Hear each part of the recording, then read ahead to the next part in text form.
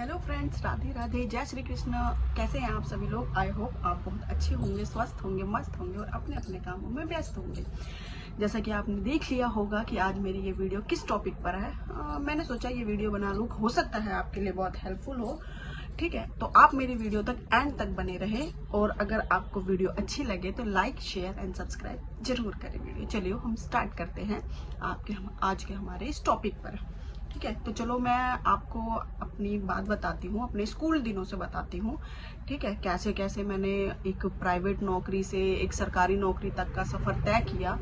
मुश्किलें भी बहुत आई, लेकिन ठीक है, जो भी है मैं आपके साथ सब कुछ शेयर करूँगी। ठीक है, तो हम स्टार्ट करते हैं। जब मैं 11th क्लास में थी, स्कूल में जब मैं पढ़ रही थी, तो मतलब उसके बाद क्या कहते हैं, मेरी मम्मी ने एक मुझे ट्यूशन के लिए, कोई हमारे पड़ोस में एक लेडीज रहती थी, तो उनकी बेटी को ट्यूशन पढ़ाना था। तो फिर मेरी मम्मी ने बोला कि हाँ, हमारी बेटी पढ़ा देगी। और उस टाइम मैं 11th क्लास में पढ़ती थी। ठीक है, तो क्या कहते हैं, जब मैं स्कूल से आई तो मम्मी ने बताया ऐसे ऐसे कि एक ट्यूशन पढ़ा दो। ठीक है, तो वहाँ से मेरी जर्नी, छोटी सी जर्नी, मैं कहूँगी मेरी मम्मी की वजह से स्टार्ट हुई। ठीक है, तो फिर क्या कहते हैं, मैं उसको डेली ट्यूशन पढ़ाने लग गई। मैं 11th क्लास में पढ़ती थी। फिर उसके बाद क्या कहते हैं, 12th हुआ। 12th के बाद फिर पढ़ाती रही मैं ट्यूशन। तो फिर मैंने जब 12th पास आउट किया, तो उसके बाद क्या कहते हैं, मेरे को टीचिंग में शुरू से ही शौक था।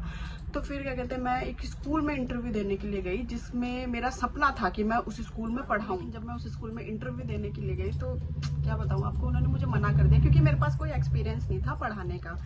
ठीक है, लेकिन कोई बात नहीं, मुझे बुरा भी बहुत लगा, लेकिन मैंने ठान लिया था कि मेरे को जरूर इस स्कूल में पढ़ाना है, चाहे कुछ भी हो जाए। तो उसके बाद क्या कहते हैं, मैं एक छोटा मोटा स्कूल था, उसमें इंटरव्यू देने के लिए चली गई। तो वहाँ पे मुझे सिलेक्ट कर लिया, रख लिया। तो मैंने काफ़ी टाइम तक वहाँ पे स्कूल में पढ़ाया, और मैं साथ में ट्यूशन भी पढ़ाती रही, और फिर क्या कहते हैं, मैं स्कूल भी पढ़ाती रही। फिर थोड़ा टाइम हो गया उस स्कूल में पढ़ाते हुए, फिर मेरा मन किया, यार जिस स्कूल में मैं इंटरव्यू देने के लिए गई थी ना, अब उसमें फिर से चलते हैं। जो पहले स्कूल में मैं गई थी, जिसमें मेरा सपना था पढ़ाने के लिए, उसमें चलते हैं फिर से। फिर मैं उसमें गई स्कूल में, तो उन्होंने मुझे सिलेक्ट कर लिया। अब मैं क्या बताऊँ आपको, खुशी तो मेरे को बहुत हुई कि उन्होंने मुझे रख लिया। एक तरह से ऐसा लग रहा था मुझे सपना सच होता हुआ दिख रहा था, है ना। क्योंकि उससे पहले मैंने उसके आगे तक का ज़्यादा मैंने सोचा नहीं था कि मुझे अपनी ज़िंदगी में क्या करना है, क्या नहीं करना है। एक मेरा वो था कि भाई मेरे को पढ़ाना है, स्कूल में पढ़ाना है। ठीक है, और एज भी ज़्यादा नहीं थी, 12th की मैंने क्लियर किया था उस टाइम, साथ साथ मेरे ग्रेजुएशन भी चल रही थी।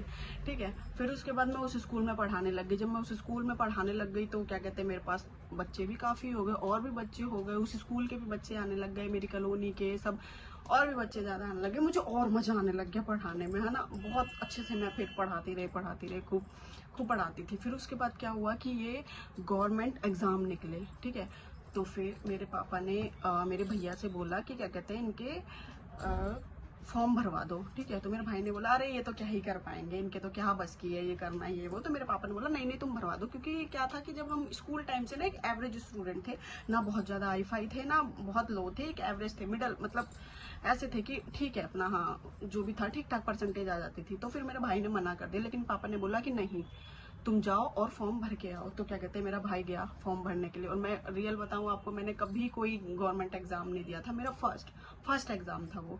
ठीक है, तो उसके बाद फॉर्म भरवा दिया, ये सितंबर की बात होगी।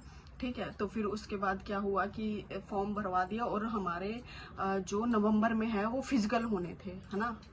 जैसा कि आप समझ गए होंगे, वो 4th से रिलेटेड था। फिर उसके बाद नवंबर में हमारे फिजिकल होने थे। फिर उसके बाद क्या कहते हैं, ठीक है, हमने क्या कहते हैं, फॉर्म भरने के बाद मैंने इतना सीरियस नहीं लिया उस चीज़ को कि ठीक है भरवा दिया पापा ने, क्या है ये वो जो भी है। लेकिन उसके बाद एक दिन क्या हुआ एक दिन क्या हुआ कि पापा को बहुत गुस्सा आ गया। पापा ने शूज़ भी मुझे दिला दिए थे कि भाई रनिंग करने के लिए शूज़ की भी ज़रूरत पड़ेगी, शूज़ भी दिला दिए थे। तब भी मैं नहीं जा रही थी। फिर एक दिन सुबह सुबह मेरे पापा 5 बजे डंडा लेके खड़े हो गए कि जाएगी कैसे नहीं है वो। तो भाई जितनी स्पीड से मैं गोली हो सकती थी ना, उतनी स्पीड से मैं गोली हुई। मैं भागते हुए पार्क में गई। फिर उसके बाद जब पार्क में गए, तो वहाँ पे भी रनिंग वनिंग। अब उस टाइम हमें इतना पता ही नहीं था कि इसमें इतने मीटर मांगी है, इतने इतने टाइम में करनी है, ये है वो है, ऐसा हमें कुछ भी नहीं पता था इसके बारे में। फिर उसके बाद जब हम पार्क में गए, एक भैया, मेरा भाई उनके पास लेके गया, एक भैया थे जो वहाँ पे रनिंग कराते थे। एक उनका स्पोर्ट्स क्लब टाइप का था, बहुत सारे उसमें उनके पास बच्चे भी थे, लड़के भी थे, लड़कियां भी थी। ठीक है, बहुत थे। तो उसके बाद जब हम उन गए, अब उन भैया ने पूछा मुझसे कि भाई कितनी रनिंग आ रही है तुम्हारी, कितने मिनट में। मैंने बोला है, मुझे तो ये सब पता ही नहीं है कि इसमें कितना टाइम है कितना नहीं, मतलब नील एकदम नील थी मैं, मुझे कुछ नहीं पता था उसके बारे में कि कितना क्या कैसे क्या करना है। उन्होंने भैया ने बोला कि चलो ठीक है कोई बात नहीं, आप आना, कल से आप आना स्टार्ट कर देना, ठीक है। फिर उसके बाद डेली डेली हम जाने लग गए। मतलब इतना नहीं, इंटरेस्ट भी नहीं बन पा रहा था कि, क्योंकि मेरा हमेशा से जो इंटरेस्ट था ज़्यादातर मेरा टीचिंग लाइन में ही था। लेकिन ठीक है, ये था जो भी सपना था। किसका सपना था ये मैं आपको बताऊंगी बाद में, ठीक है। फिर उसके बाद मैं करने लग गई, मैं रनिंग करने लग गई, जाने लग गई मैं।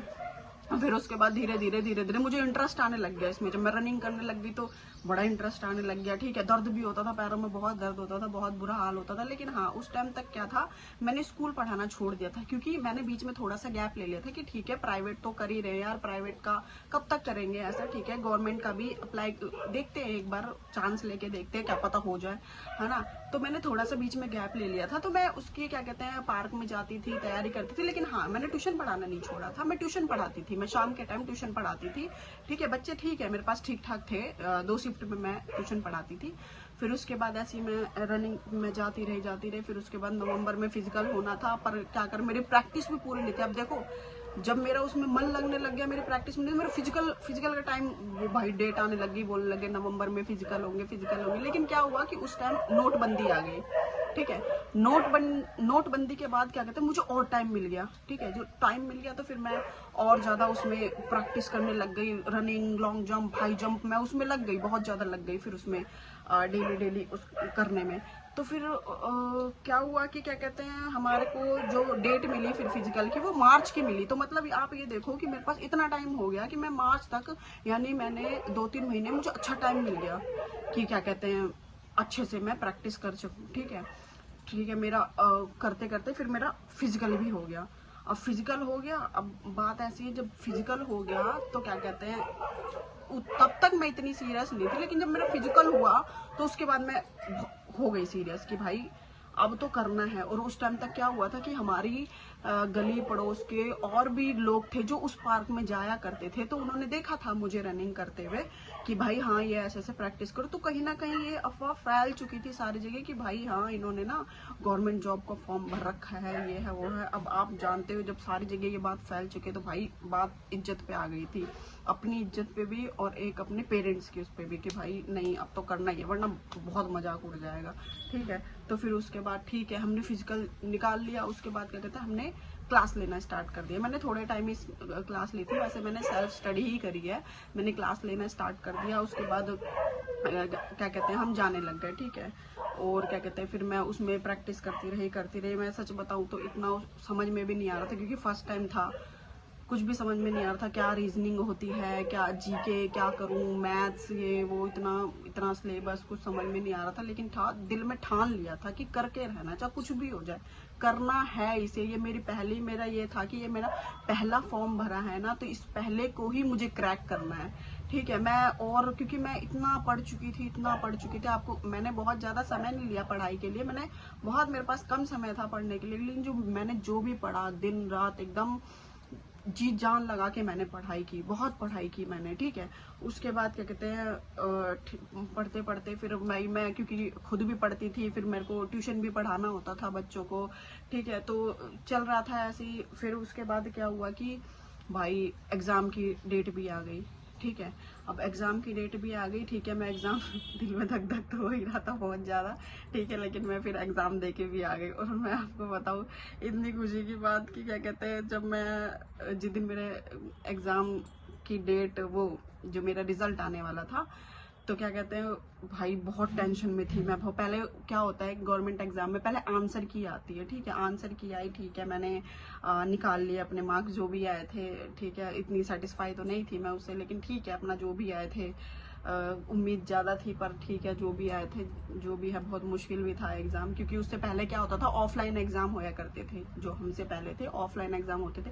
हमारे टाइम से ही फर्स्ट टाइम क्या कहते हैं, एसएससी ने एग्ज़ाम लेना स्टार्ट कर दिया था वो, ठीक है। और फिर क्या कहते हैं, वो कंप्यूटर पे कंप्यूटराइज था। उस टाइम इतनी नॉलेज भी नहीं थी कंप्यूटर वगैरह की, या जो भी थी, क्योंकि जब हम क्लासेस लेने जाते थे वहाँ कोचिंग पे, जो हमारे एग्ज़ाम होते थे वो भी ऑफलाइन ही होते थे, ऑनलाइन नहीं होते थे, ठीक है। लेकिन हो गया, जिस दिन आंसर की आई फिर ठीक है, चुपचाप ऐसे ही बैठे हुए थे यार, बड़ा टेंशन में थे कि भाई बहुत मेहनत करिए, बहुत मेहनत करिए, क्योंकि उस टाइम ऐसा लगता था कि बस भगवान हो आर या पार, बस कुछ भी हो, बस करना है, ये हो जाना चाहिए, इतनी मेहनत कर रही हूँ मैं, ठीक है। फिर उसके बाद जब जिस दिन आंसर रिजल्ट आया, जिस दिन रिजल्ट आया उस दिन क्या हुआ, मैं चुपचाप लेटी हुई थी, टेंशन थी भाई, आज रिजल्ट आएगा, रिजल्ट आएगा, रिजल्ट आएगा। तो उसके बाद क्या हुआ कि मेरे भैया जॉब से आए, मेरे भैया जॉब से, और मेरे भैया ने मजाक में बोल दिया कि तू तो फेल हो गई। ओ भाई मैं आपको बता नहीं सकती, मेरा इतना मत्था सनक गया था, इतना मत्था सनक गया था कि मैं भाई क्या बताऊं मैं आपको,